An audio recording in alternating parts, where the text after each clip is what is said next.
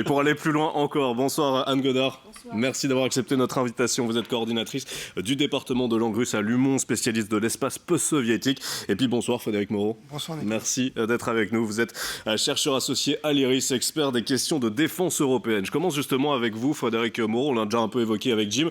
Mais pour vous, est-ce que ce feu vert, il pourrait marquer un tournant ou est-ce qu'on parle plutôt d'un feu vert purement symbolique ?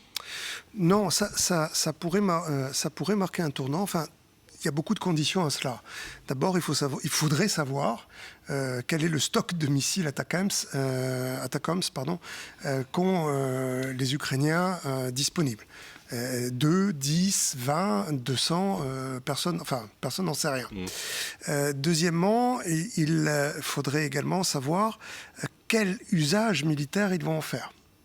Est-ce qu'ils vont tirer sur des cibles militaires, des bases aériennes, auquel cas ils auront besoin de renseignements opérationnels très, très importants, ou bien sur des cibles fixes comme des raffineries ou des lieux de stockage de pétrole ou des bases navales. Bon. Donc ça peut aussi être une façon pour les Ukrainiens de montrer aux Russes qu'ils sont capables de taper très loin. Et quand je dis ça, c'est parce que les missiles Atacams, dans leur version la plus sophistiquée, sont capables d'emporter une charge nucléaire tactique. Donc, ils pourraient signaler aux Russes qu'ils sont capables de taper Briansk, Koursk, Voronezh ou Rostov-sur-le-Don. Voilà. Anne Godard, comment on réagit en Russie? Alors on a vu effectivement la première réaction que Jim nous a mis, on a vu aussi notamment quelqu'un qui parle à Moscou d'une escalade qui pourrait conduire à la Troisième Guerre mondiale. Comment on réagit là-bas?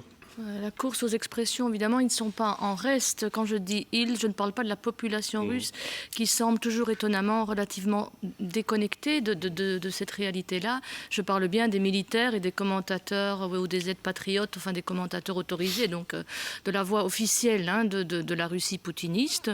Alors, je dirais qu'elle est quand même un peu fébrile. Il ne faut pas croire que c'est une initiative qui les laisse indifférents. Ce ne serait pas vrai du tout.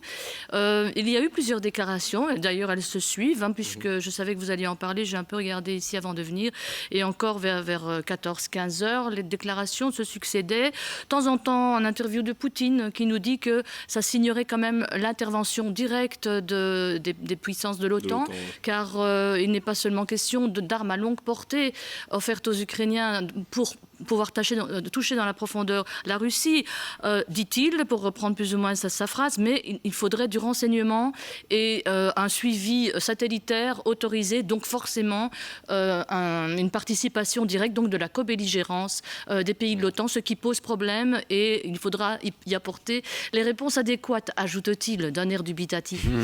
Pour le reste, il y a des réponses un peu cyniques aussi, style ça va rien changer, vous allez juste hypothéquer l'avenir de l'Ukraine un peu plus, en gros.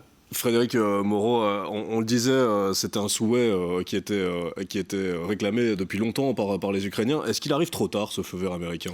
Alors non, je ne dirais pas qu'il arrive trop tard. Il a une vertu qui n'est pas directement dans les Atacams. Il pourrait avoir pour vertu de déclencher, de désinhiber plus exactement d'autres pays, la France et le Royaume-Uni, pour bien les citer, pour permettre aux Ukrainiens d'utiliser des armes à longue distance, telles que les missiles de croisière Scalp ou Storm Shadow. Ça, c'est pas rien quand même, parce que même si le stock des Atacams était très limité, eh bien, la France et le Royaume-Uni pourraient continuer à fournir des missiles de croisière de longue portée. D'autres ne veulent par contre pas du tout encore, notamment l'Allemagne. Ah ben l'Allemagne, tant que le chancelier Scholz sera au pouvoir... Plus pour longtemps. Pour longtemps, je pense. Personne ne le sait. Il était au téléphone avec Poutine, où il en a parlé le week-end dernier. Vous lisez pas dans le marc de café, moi non plus. Non, donc voilà, tout laisse à croire qu'effectivement, il n'est plus là pour longtemps, mais bon, voilà. Borrell, on le sait, lui, probablement. Ouais. Donc en fait, c'est ça qui est dérangeant. Ce que je vous rappelle peut-être une évidence, mais demain, on va célébrer, entre guillemets, le 1000e jour, les 1000 jours de l'attaque honteuse de la Russie poutiniste sur l'Ukraine et partant sur l'Europe démocratique. Et on a l'impression quand même qu'on est toujours dans une espèce de pataugeoire pouvoir, qu'on ne sait pas très bien où on va. On change. Je parle de nos démocraties. Donc aujourd'hui, il y a un effet d'annonce, mais moi, je n'ai pas encore lu cette déclaration de Biden. Hein. Vous mentionnez vous-même qu'il s'agit de ici d'ailleurs, Zelensky cite des médias. Il dit selon certains médias. Selon certains médias anonymes. Vous voyez avec quoi on doit fonctionner. Alors que mais bon, vous allez me dire aussi, c'est le propre de la démocratie. On a évidemment un débat autour de ça. Donc on ne sait pas très bien sur quel pied danser, mais seulement ça fait 1000 jours que ça dure. Alors qu'en face de nous, nous avons un adversaire absolument redoutable dans sa constance, qui ne change pas beaucoup son... il va bien sûr changer son but de guerre, parce qu'au départ, c'était lutter contre le nazisme. On l'entend quand même nettement moins, la chansonnette là. Maintenant, ça va être de s'adapter à l'impression d'être de nouveau une forteresse assiégée, cette fois peut-être à juste titre, vont-ils dire, par les pays de l'OTAN. Mais il y a quand même de la constance, un message qui ne change pas. Et ça, c'est assez dérangeant à 1000 jours du début des hostilités. On parlait d'un possible objectif aussi dans la région frontalière de Koursk. Jody, on voulait revenir justement sur des soldats étrangers impliqués sur le terrain. Oui, ça fait quelques temps qu'on entend, mais Pyongyang pourrait envoyer jusqu'à 100 000 soldats pour soutenir l'effort de guerre russe contre l'Ukraine. C'est un chiffre bien plus élevé que les 10 000 hommes précédemment envoyés. Si ce renfort se concrétise, ce serait probablement progressif avec des rotations de troupes plutôt qu'un déploiement massif simultané. Alors Frédéric Moreau, est-ce que là on peut vraiment parler d'un basculement à ce moment-là si c'était 100 000 hommes? Bon, si c'est 100 000 hommes, oui, c'est effectivement un game changer. Il faut aussi comprendre pourquoi, enfin ce que nous dit ce renfort en supplétif et en mercenaires, en réalité, il nous dit beaucoup de la faiblesse de la Russie. On a l'impression quand même d'une armée Potemkin. Tout le monde parle du rouleau compresseur de l'armée russe sur le terrain. Il faut voir en quoi consiste ce rouleau compresseur. Il est le résultante de l'utilisation de bombes planantes qui font des dégâts massifs, effectivement, dans les tranchées. Mais c'est au prix de pertes massives.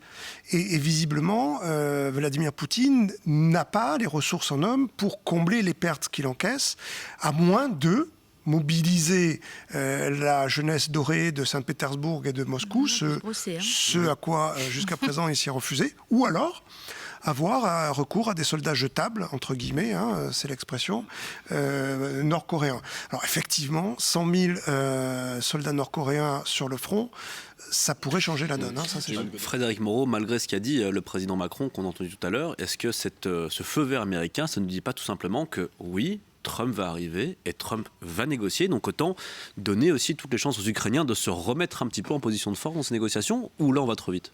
Non, vous n'allez pas trop vite. S'il devait y avoir un effet stratégique majeur, si par exemple les Ukrainiens pouvaient, grâce aux ATACMS, détruire le pont de Kerch ou marquer des buts significatifs sur les raffineries de pétrole russes, qui sont attaquables avec les ATACMS, ça remettrait l'Ukraine en selle sur des négociations, puisque du coup, il y aurait un intérêt qui n'existe pas à l'heure actuelle pour la Russie de négocier. Bon. En même temps, il faut bien le voir, c'est un peu un baroud d'honneur de Biden, politiquement parlant. Il rend la monnaie de la pièce à Donald Trump. Donald Trump avait décidé de partir de l'Afghanistan, et puis c'était Joe Biden qui avait dû gérer le départ catastrophique à tous égards du départ d'Afghanistan. Là, il lui dit, tiens, j'ai décidé ça, et puis maintenant, c'est à toi, ça sera à toi de gérer les conséquences de cette décision. Je crois que c'est en fait la dernière décision de quelqu'un qui n'a plus rien à perdre parce qu'il a déjà tout perdu. Aussi, c'est de savoir si effectivement ce feu vert qui a été donné par Joe Biden pourrait être annulé une fois que Donald Trump arrive à la Maison-Blanche. Donald Trump qui a rappelé que lui, il réussirait à boucler ce conflit en 24 heures. Bon, écoutez, dans cet océan, c'est pas toujours, comme disait Anne, où il est très difficile de démêler le tien du mien et le vrai du faux. On est sûr il y a quand même quelques variables inconstantes. La première, c'est que Poutine ment. La deuxième, c'est que Poutine prend des risques inconsidérés. La troisième, c'est que Poutine aime faire peur et que c'est cette peur qui nourrit nos propres échecs. Pour ce qui est de Trump, je serais du même avis que Anne. Le problème, c'est que, autre constante, il est imprévisible. Il est imprévisible. Ouais, mais il veut faire un deal. On le connaît, il veut faire un deal. Il veut faire un deal. Alors, il y a deux choses, deux petits fils qui nous permettraient de penser qu'il aura une politique plutôt plus pro-ukrainienne qu'on pourrait le penser. En tout cas, que les tweets des fous furieux de son fils et de Elon Musk ne le laissent penser. Le premier, c'est le financement de l'industrie de défense. Et du reste, ce qu'a dit le fils de Trump est très révélateur. Il a dit le complexe militaro-industriel, vous vous souvenez cette vieille expression utilisée par Eisenhower, Les soviétiques. Eisenhower a dit le complexe militaro-industriel a gagné. C'est-à-dire que s'il arrête, effectivement, le premier perdant de tout ça, c'est le complexe militaro-industriel. Et la deuxième chose, c'est que s'il fait rien, s'il laisse les Ukrainiens être battus, il va apparaître comme un loser. Et ça, dans la psychologie de Trump et plus largement dans la psychologie américaine, c'est quelque chose. Donc, c'est les deux petits fils d'espoir Leurs intérêts sont divergents aussi, Frédéric. qui font que peut-être il aura un soutien à l'Ukraine et qui nous surprendra dans le bon sens. Surtout que Anne Godard, on le disait, on arrive aux 1000 jours de guerre, de cette invasion russe en Ukraine.